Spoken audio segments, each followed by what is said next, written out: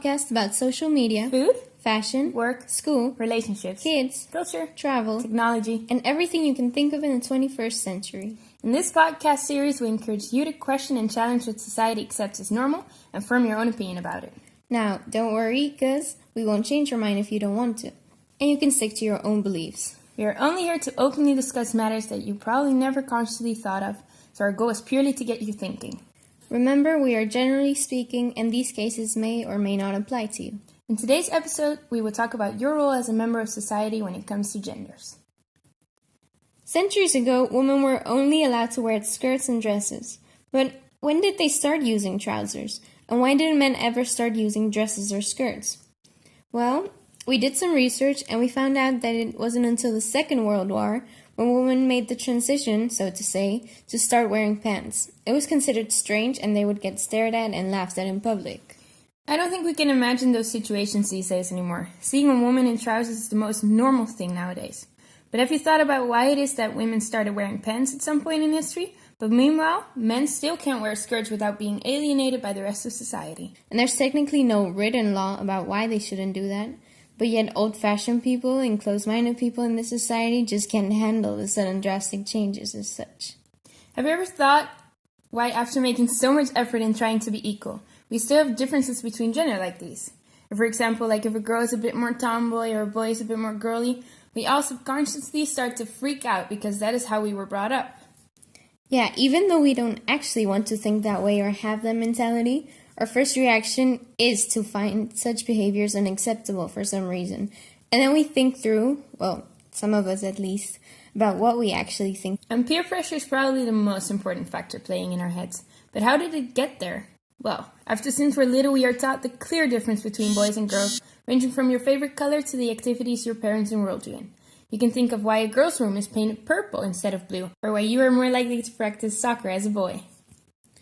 I mean, isn't it ridiculous that as kids, girls are expected to shop in the pink aisle and play with dolls, while boys should go straight to the race cars and trucks?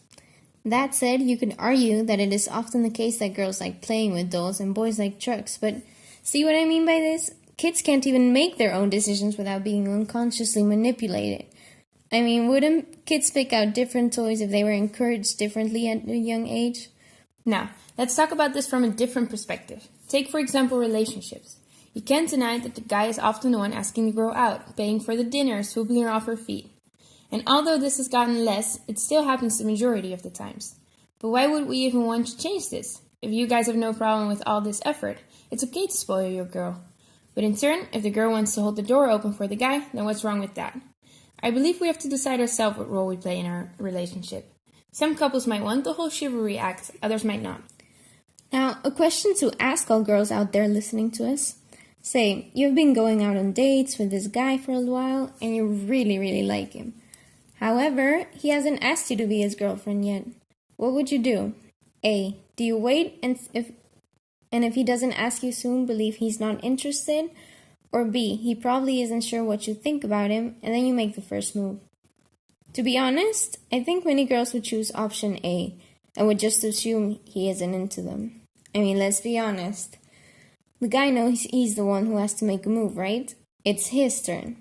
It's not weird that someone would think that way, even though saying it out loud makes you question if it even makes sense.